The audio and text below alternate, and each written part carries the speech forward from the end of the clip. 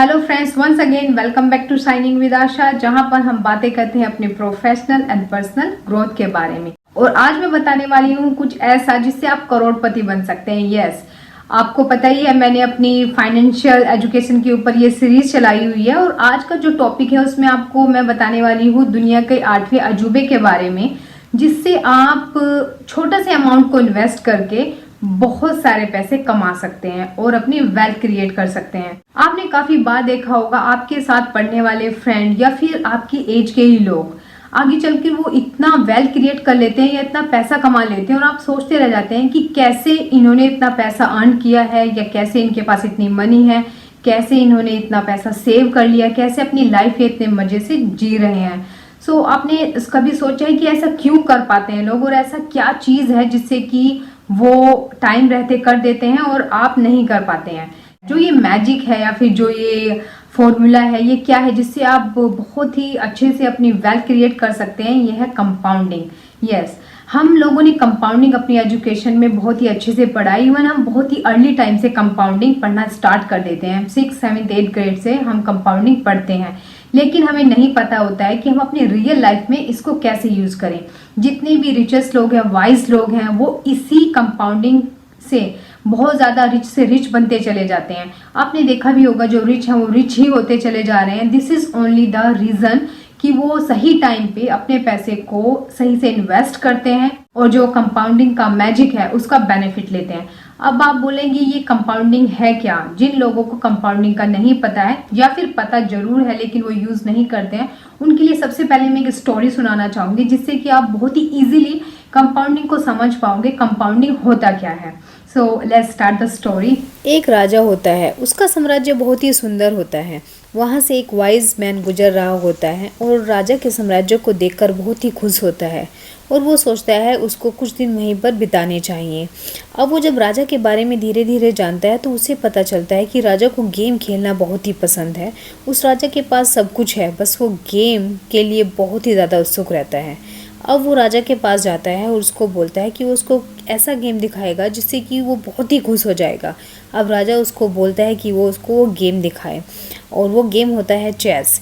Yes, वो उसको शतरंज दिखाता है जो कि एक स्ट्रैटेजी वाला गेम है और राजा को वो खेलकर बहुत ही मज़ा आता है। अब राजा उसको बोलता है कि तुमने मुझे तो खुश कर दिया, अब तुम बताओ तुम्हें क्या चाहिए जिससे कि तुम भी खुश हो जाओ। तुम जो भी चाहो, गोल्ड चाहो, जो भी चाहो तुम मांग सकते हो। अब वाइज मैन है, वो बोलता है ठीक है महाराजा, मुझे ज़्यादा कुछ नहीं चाहिए।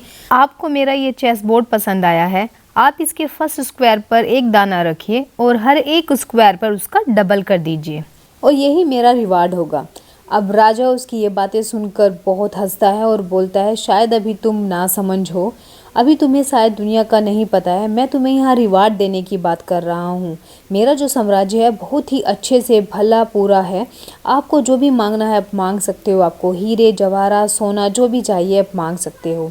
लेकिन वाइज मैन है, उसने कहा नहीं महाराज, बस मेरी इतनी सी ही इच्छा है, यही मेरे लिए सबसे बड़ा रिवार्ड होगा।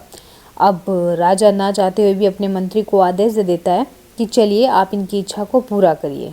मंत्री अपना काम करना स्टार्ट करता है और उसके चेस बोर्ड के फर्स्ट स्क्वायर पर एक दाना और चेस बोर्ड के दूसरे स्क्वायर पर 2 दाने, चेस बोर्ड के तीसरे स्क्वायर पर 4 दाने, चेस बोर्ड के चौथे स्क्वायर पर 8 दाने, अकॉर्डिंगली वो रखता चले जाता है। अब वो 10वें स्क्वायर तक पहुँचते 512 दाने हो जाते हैं और तब वो 20th स्क्वायर तक पहुँचता है तो तब 5,24,288 ग्रेन्स दाने उस स्क्वायर बोर्ड के ऊपर रखते हैं और मंत्री ऐसे ही उन ग्रेन्स को, उन दानों को उसके स्क्वायर्स पर डबल करते चले जाता है।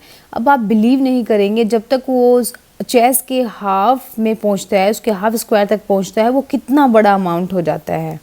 ये नियर बाई 2.15 बिलियन के करीब हो जाता है और इससे भी ज़्यादा। ऐसे डबल करते करते तब वो लास्ट चेस बोर्ड के स्क्वायर तक पहुंचते हैं तो एक बहुत बड़ी फिगर आती है। जो वहाँ पर लोग होते हैं वो भी बहुत एकदम से देखकर सरप्राइज हो जाते हैं।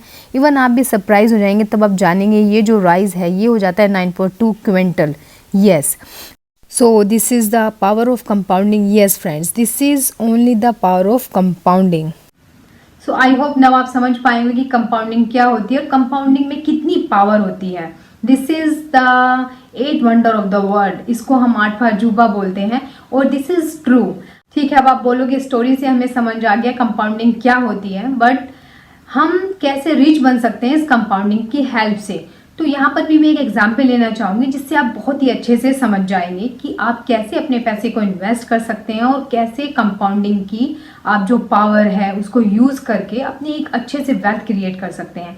एक्चुअली यहाँ पर मैं जो एग्जाम्पल ले रही हूँ और ये जो कंपाउंडिंग है, ये टाइम ही इसमें सबसे बड़ी चीज़ है। अगर आप टाइम पे चीज़ कर देते हैं या टाइम पे अपना अच्छा इन्वेस्टमेंट कर देते हैं तो वो आपके लिए बहुत ही बेनिफिशियल हो जाता है। ठीक है, मैं ऐसे ना बताकर आपको एग्जाम्पल देती हूँ जिससे आपको बहुत अच्छे से क्लियर हो जाएगा। मैं यहाँ पर एग्जाम्पल लेती हूँ एक ऐसे लड़के का जिसकी एज अभी 22 साल है और मंथली सैलरी उसको मिल रही है 20,000, यस 20,000। ये बहुत ही बेसिक सैलरी मैंने लेके चली है जिससे कि मैं हर एक कैटेगरी को इसमें इंक्लूड कर सकूँ। वो अपनी सैलरी का 30% इन्वेस्ट करता है। सी फ्रेंड, यहाँ पे 30% मैंने इसलिए लिया है क्योंकि अगर हम 30% अपनी सैलरी का इन्वेस्ट नहीं कर पा रहे हैं, हमारे इतने एक्सपेंसेस हैं कि हम नहीं 30% सेव कर पा रहे हैं, दैट मीन्स हमें और भी ग्रोथ की ज़रूरत है, हमें और भी अर्न करने की ज़रूरत है। चलिए मैं इसके ऊपर आपको एक अलग से वीडियो बनाकर ज़रूर बताऊंगी कि हमें मंथली और ईयरली अपनी सैलरी का कितने % इन्वेस्ट करना चाहिए। अब हम इस पैसे को, उसके जो 30% बचा रहा है, एक म्यूचुअल फंड में इन्वेस्ट कर देते हैं। म्यूचुअल फंड्स भी हमारे 18% से ज़्यादा ही रिटर्न देते हैं, बट मैंने यहाँ पर भी बहुत ही ऑन एन एवरेज लेकर चल रही हूँ। सिर्फ 12% रिटर्न इसको अपनी इन्वेस्टमेंट पे मिल रहा है। 22 साल की एज में जब इसने इन्वेस्ट करना स्टार्ट किया, इसकी जो एनुअल सैलरी थी वो थी 2,40,000 और जिसका इन्वेस्टमेंट था 30% 72,000 और जो इसकी म्यूचुअल फंड ने इसको 12% रिटर्न दिया है वो है 80,640, राइट। अब ये इसी तरह से ईयरली अपनी सैलरी का 30% इन्वेस्ट करता रहता है। यहाँ पर मैंने इसकी जो सैलरी की ग्रोथ भी लगाई है, लाइक इसको एवरी ईयर मैं मान रही हूँ 10% का हाइक मिल जाता है। हालांकि आप जानते हैं हमें इससे ज़्यादा ही ग्रोथ मिल जाती है, लाइक 30 to 100% तक। कभी कभी हम जब अपनी जॉब चेंज करते हैं हमें उतनी ग्रोथ अपनी जो सैलरी है उस पर मिल जाती है, बट यहाँ पर मैं हर एक कैटेगरी को इंक्लूड करना चाहती हूँ। तो मैंने माना एक बहुत ही एवरेज बॉय है जिसको सिर्फ 10% ईयरली हाइक हो रहा है। अब इसकी जो एनुअल सैलरी है वो 10% के हिसाब से इंक्रीज़ होती चली जाती है, उसी के हिसाब से 30% अपना इन्वेस्ट करता चला जाता है। और इसका जो म्यूचुअल फंड है वो भी मैं सिर्फ 12% ही रिटर्न लगा रही हूँ। अब आप देख रहे हैं इसका जो इन्वेस्टमेंट है 5 ईयर्स में सिर्फ इसने अपनी सैलरी का एक छोटा सा अमाउंट 30% ही इन्वेस्ट करा है, जो कि 1,05,415 है। और जो उसका रिटर्न है इसको ओनली 5 ईयर्स में रिटर्न मिला है 6,12,185 रुपये। अब आप सोच सकते हैं कि अगर ये अपनी एज के 55 ईयर्स तक इस मनी को इन्वेस्ट करे, यानी कि जब ये 55 ईयर्स का हो जाएगा, सेम इन्वेस्टमेंट में इसको कितना पैसा मिलेगा। चलिए एक एक्सेल के थ्रू मैं आपको दिखाती हूँ, आप भी सरप्राइज हो जाएंगे। इसके पास होंगे 8,70,07,425 रुपीज़, यानी कि लगभग 9 करोड़ रुपए इसके पास होंगे। अब आपने बहुत सारे लोगों को देखा होगा जब वो अपनी 55 की एज में होते हैं उनके पास कुछ भी नहीं बचता, इवन उनके इतने एक्सपेंसेस होते हैं उनके हेड पर कि वो बहुत ही परेशान रहते हैं। लेकिन अगर एक सही टाइम पर आप एक छोटा सा इन्वेस्टमेंट कर देते हो तो आपको बहुत ही बेनिफिट मिलता है। और एक चीज़ पर और ध्यान दीजिए, जब ये अपनी एज के 45 ईयर में होता है, तब ये 45 ईयर का होता है, इसकी जो सैलरी बढ़ी है, जो इसने अपनी सैलरी में ग्रोथ करी है, इसकी सैलरी होती है ओनली 21 लाख के करीब, और जो इसका पैसा इसको कमा के दे रहा है आप देख रहे हैं वो हो गया 29 लाख के करीब। यानी कि अब इसने एक ऐसा एसेट्स खड़ा कर दिया है जो इससे ज़्यादा इसको कमा के दे रहा है, यानी कि इसकी मनी ही इसको इससे ज़्यादा कमा के दे रही है। यही पावर होती है, पावर ऑफ कंपाउंडिंग की, एंड अगर आप सही टाइम पे इन्वेस्ट करते हैं। मैं यहाँ पर एक और एग्जाम्पल लेना चाहती हूँ उन लोगों के लिए जिनकी एज अभी अंडर ऑफ 25 है और अभी भी सोच रहे हैं इस वीडियो को देखने के बाद कि ठीक है आराम से हम इन्वेस्ट कर लेंगे, सेव कर लेंगे, अभी तो हमारे एक्सपेंसेस करने के दिन है। सो प्लीज़ ये जो पावर ऑफ कंपाउंडिंग है ये टाइम को बहुत इफेक्ट करती है। चलिए मैं यहाँ पर एक छोटा सा एग्जांपल लेती हूँ, बहुत ज़्यादा इस वीडियो को मैं बड़ा नहीं करना चाहती, बट अगर मुझे अच्छे से क्लियर करके ये समझाना है तो मुझे एक और एग्जांपल लेना पड़ेगा। आई रियली वांट कि अगर आप इस वीडियो को देख रहे हैं और आपके फ्रेंड, आपके रिलेटिव, जो भी एवरीवन, इवन बिकॉज सबको मनी चाहिए, सबको इन्वेस्ट करना आना चाहिए, उसको ज़रूर शेयर करिए। चलिए यहाँ पर मैं 2 लड़कों का एग्जाम्पल लेती हूँ, एक है राम और एक है श्याम। राम 22 ईयर्स में, तो तब से ही अपना इन्वेस्टमेंट करना स्टार्ट कर देता है और तब उसके खर्चे भी इतने नहीं होते, तो पर मंथ वो अपना 5,000 रुपये बचाता है और इन्वेस्ट कर देता है, जिससे कि उसका इन्वेस्टमेंट ईयरली 60,000 हो जाता है। अब जो राम है वो सिर्फ अपने 10 साल तक इन्वेस्ट करता है, उसके बाद वो 31 का हो जाता है और उसकी मैरिज वगैरह हो जाती है, दैन किड्स एंड हाउस को लेना है, उसके बहुत सारे एक्सपेंसेस बढ़ जाते हैं, तो वो नहीं अपना इन्वेस्टमेंट करता, वो छोड़ देता है। राम ने सिर्फ अपने 10 साल तक इन्वेस्ट करा है, बट उसने एक अर्ली एज में स्टार्ट कर दिया है जब उसके पास ज़्यादा खर्चे नहीं थे। यहाँ पर जो दूसरा लड़का है वो है श्याम, जिसकी एज है 32 ईयर्स ओल्ड और उसकी शादी हो गई है। अब वो सोचता है कि उसके पास कुछ इन्वेस्टमेंट नहीं है, उसको इन्वेस्टमेंट करना चाहिए। वो भी सेम अमाउंट 5,000 रुपये स्टार्ट करता है मंथली, जिससे कि उसका ईयरली वही 60,000 हो जाता है और वो अपनी फुल लाइफ, यानी कि तब तक वो 56 साल का होता है, 32 से 56 तक, 56 just I take a average age, otherwise अपनी फुल लाइफ तक वो अपना जो इन्वेस्टमेंट है करता रहता है। अब आप देखिएगा जो राम है उसने सिर्फ 10 साल तक इन्वेस्ट करा है सेम अमाउंट, एंड जो श्याम है वो अपनी पूरी लाइफ और नियर बाई 25 साल। अब आप इस एक्सेल के थ्रू एकदम क्लियरली समझ जाएंगे कि मैं यहाँ पर क्यों इतना जोर दे रही हूँ कि आप टाइम से इन्वेस्टमेंट करना स्टार्ट कर दीजिए। अब आप यहाँ पर राम को देखिए, तब वो 22 ईयर्स का था, उसने इन्वेस्टमेंट करना शुरू कर दिया था। वो एनुअली 60,000 इन्वेस्ट करा था, सिर्फ 10 साल के लिए उसने इन्वेस्ट करा और 10 साल के बाद उसने इन्वेस्ट करना छोड़ दिया। पास 56 एज में है 2,47,751 रुपीज़। आप देख सकते हैं ये कितना बड़ा अमाउंट है और सिर्फ उसने 6 लाख का इन्वेस्टमेंट करा है 10 सालों के लिए। अब हम यहाँ पर श्याम को भी देख लेते हैं, जिसने अपनी पूरी ज़िंदगी जब से वो 32 ईयर्स का था इन्वेस्ट ही कर रहा है।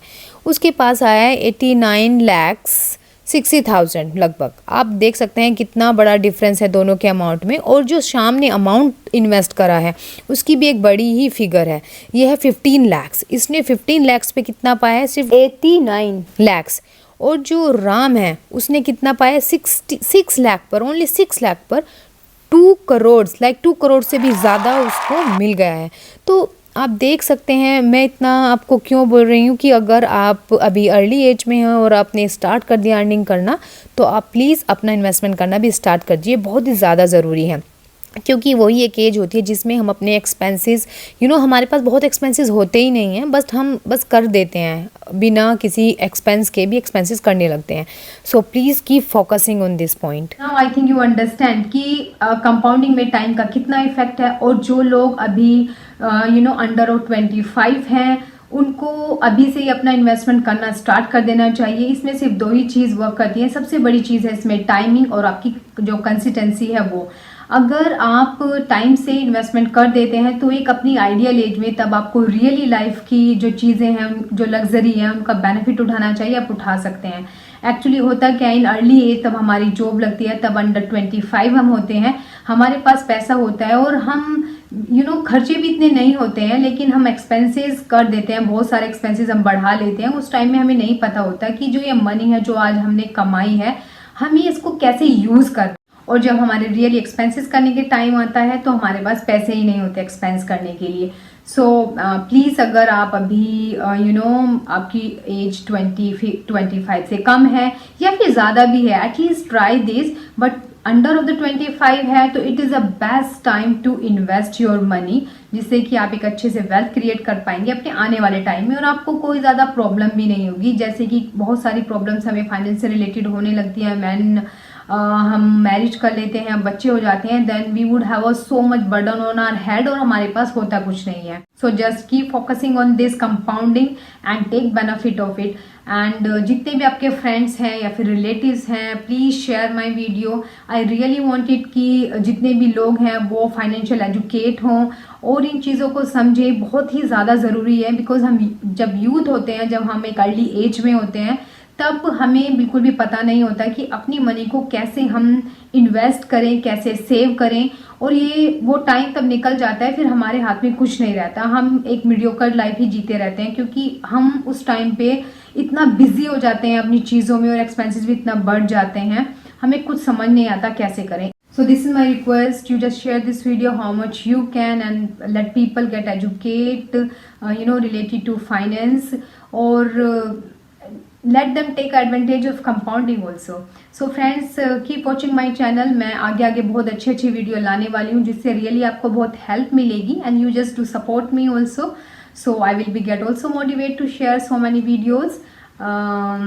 Okay, stay tuned on my channel. If you not subscribe yet my channel, you are a new on my channel, subscribe it, like my channel, share my video. Until the time, wait for my video. Take care. Bye bye. Love yourself.